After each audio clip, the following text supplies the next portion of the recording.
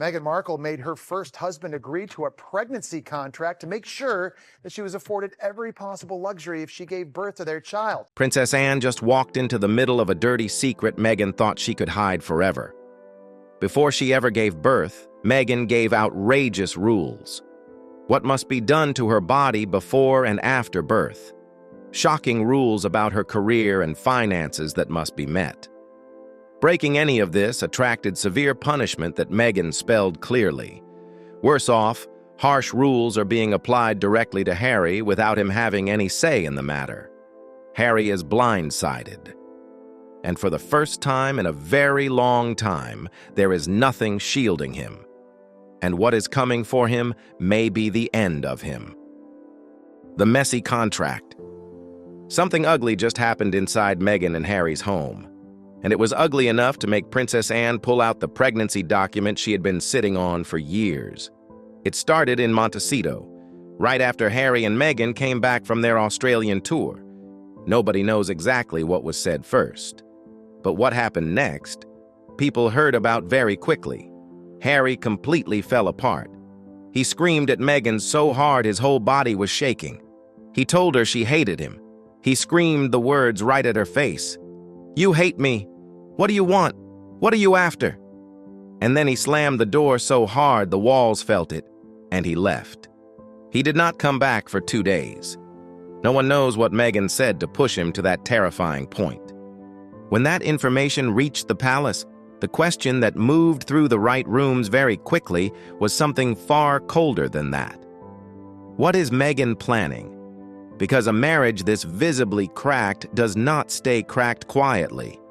Something is coming, and someone needed to get ahead of it. That was when Anne opened the file.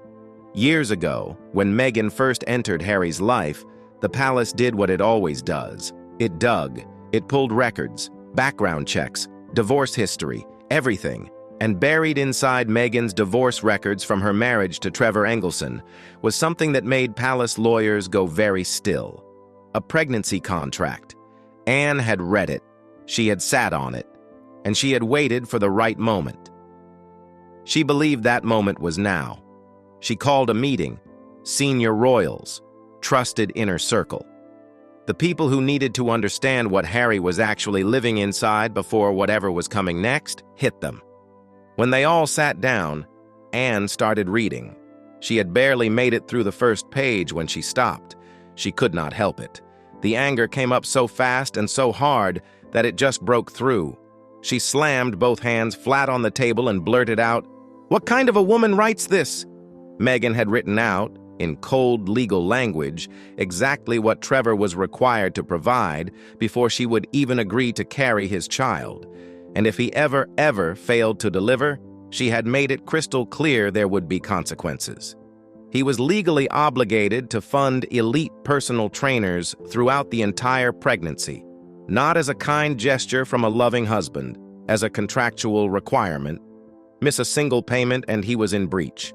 She had laid it out without apology, her body, her rules, and if he thought getting her pregnant meant she was just going to let herself go while he sat back and did nothing, he had completely lost his mind.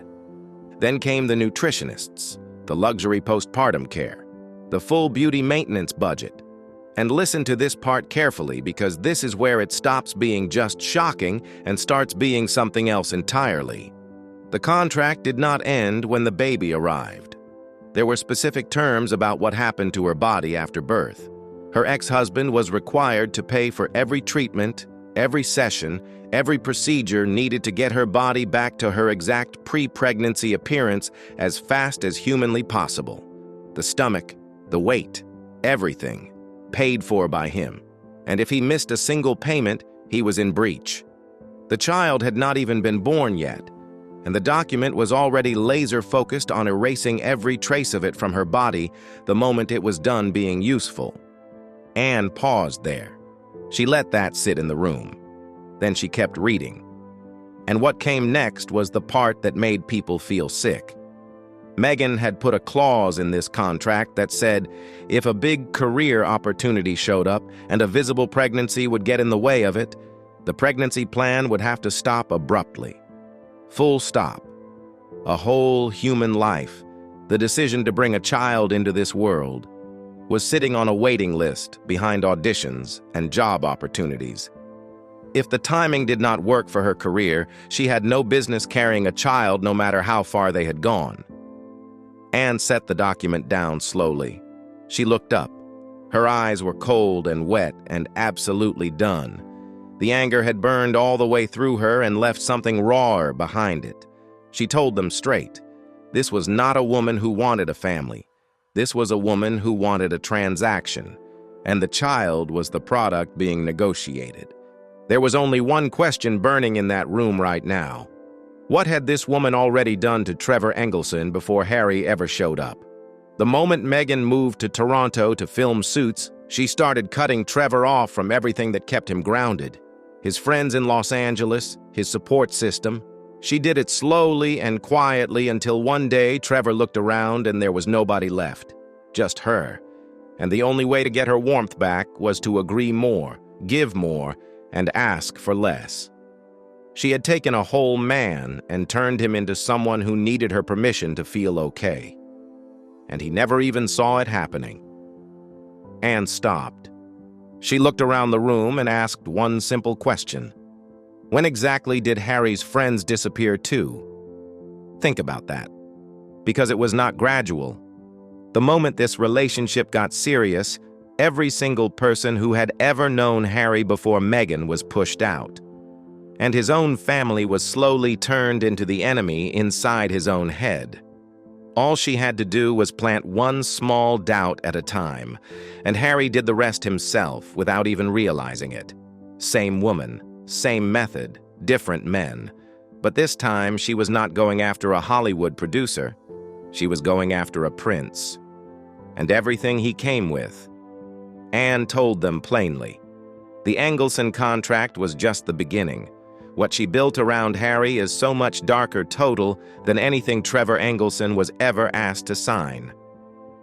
The meeting ended quietly. Open, that could never be closed again. Everyone in that room now knew exactly who this woman was, and that woman was sitting in California right now with absolutely no idea that the one room she could never charm, never manage, and never control had just seen straight through her. She was about to find out, and the first person she was going to go after is Harry. What it did to Harry. Before we go any further, you need to understand one thing about Harry. He was not blindfolded. He knew the broad shape of what he was agreeing to inside this marriage. He made choices, real ones, over and over again.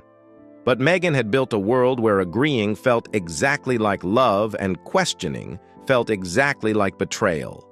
And Harry, a man whose deepest wound was the terror of being left behind, who had been cracked open by losing his mother at 12 years old and had never fully healed, chose love every single time.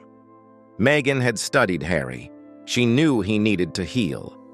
He had spent his entire adult life carrying Diana's death like an open wound. The guilt, the helplessness, the desperate need to protect someone the way he had never been able to protect her. And Meghan mirrored that pain back at him so perfectly that she became the one person he felt he could not survive losing. In his mind, she was not just the woman he loved. She was the rescue he never got to give his mother. If he could not save his mother when the monarchy turned on her, then he would give everything, his blood, his life, to make sure he saved Meghan. If he failed this time around, he would be broken beyond repair. Because of this, Meghan knew Harry would do almost anything to keep her.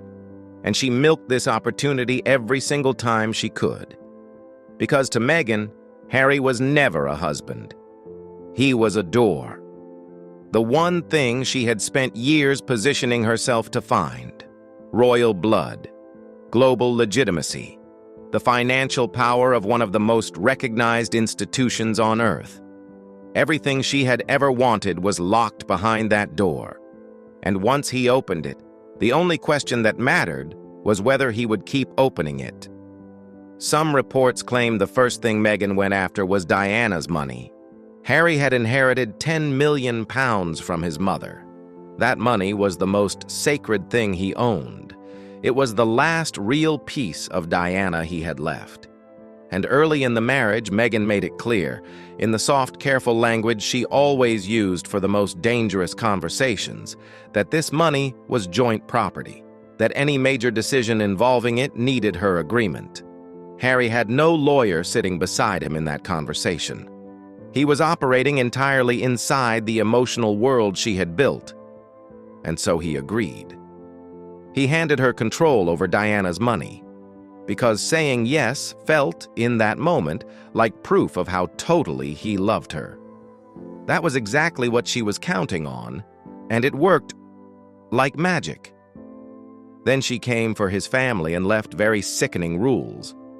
Inside the marriage, there was a private understanding that Harry's contact with William, Charles, and the senior royals had to be disclosed to Meghan beforehand.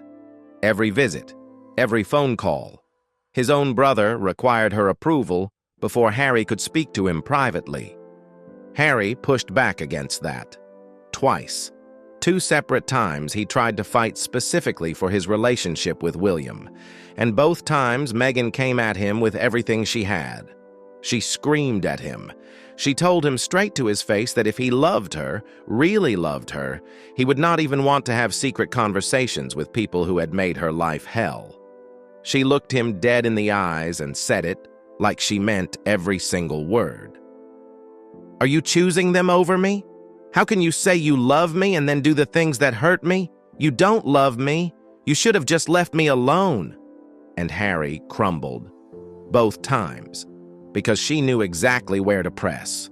She knew that the one thing Harry could not survive was the idea that he had failed the person he loved.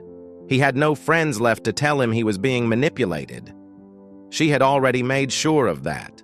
He pushed back alone. He lost alone. And after the second time, he never tried again. Then came the children. And this is where everything falls completely apart. Buried inside the private arrangements of the marriage was a framework that handed Meghan total control over Archie and Lilibet's lives if the marriage ever ended. Where they would live, how they would be raised, how they would be presented to the world, and the term that cuts the deepest, whether they would have any real relationship with the British royal family at all. Harry's ability to bring his own children to meet their grandfather, the king, to give them the palaces and the history and the identity that was theirs by birth. All of it required Meghan's written permission. He had signed his children's birthright completely away, in the language of love, before he understood the full weight of what he had signed, because that is how she always operates. She never slides a contract across a table and says, "Sign here." She has conversations. She expresses needs. She makes agreement feel like love and makes hesitation feel like proof that you do not love her enough. She gets the yes first. She lets you figure out what you actually said yes to later. By then, it would be already too late.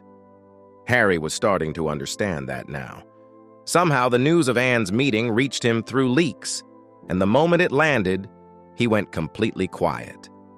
He had given up his family, his mother's money, his children's birthright. He had burned every piece of his old life completely to the ground, and he had done it believing it was love, his choice, something real and permanent. Now he was sitting in the ruins of that belief right now.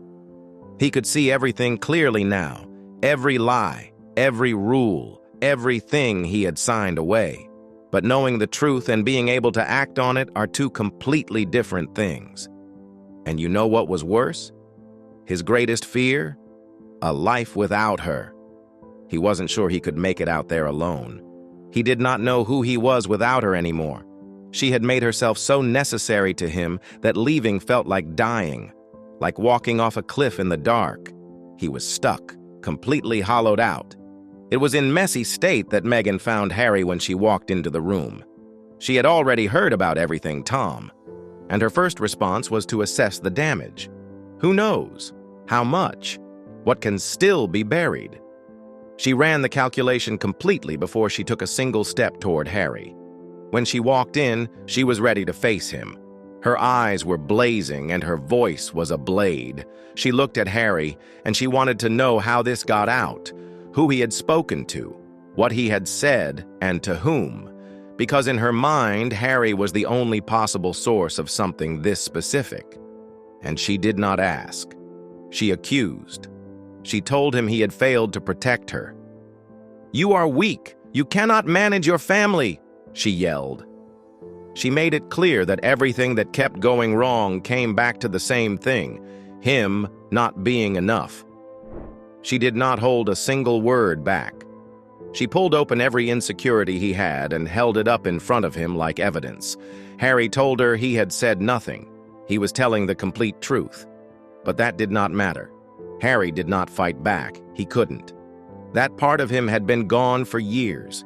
He just sat there and took everything she threw at him, like a man standing in a storm with no coat, no shelter, nowhere to go. Just standing there getting soaked to the bone because he had completely forgotten he was allowed to walk away.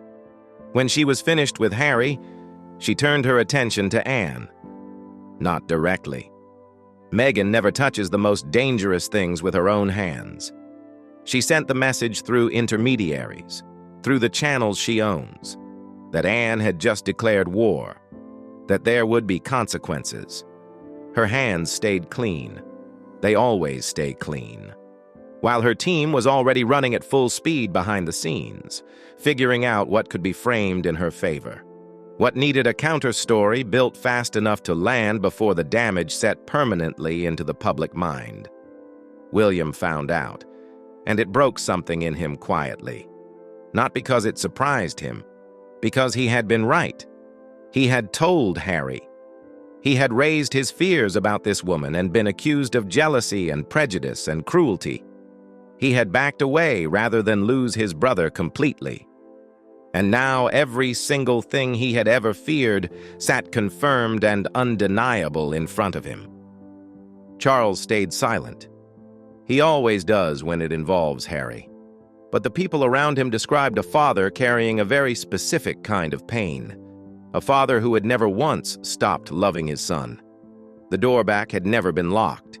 It had been standing open every single day, but Charles understood clearly that he could keep it open forever, and it would mean nothing until Harry found the will to walk through it. Inside the palace, certain people had spent years being dragged through the mud publicly while staying completely silent. And right now, quietly, they felt something settle in their chests.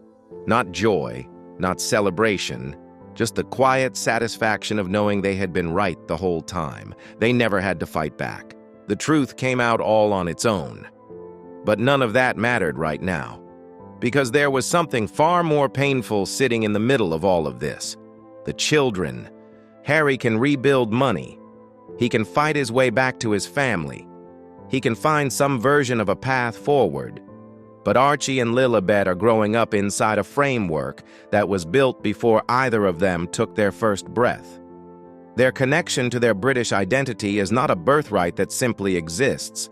It is a switch. Turned on when it generates sympathy for the brand. Turned off when it creates inconvenience. Their grandfather is the King of England, and whether they ever truly know him depends entirely on whether that serves their mother's interests at any given moment. Harry knows all of it now, every piece, sitting in a house in Montecito that is not fully his, in a life that was designed by someone else from the ground up. He gave up everything he was to become everything she needed, and the contract was always going to outlast the love.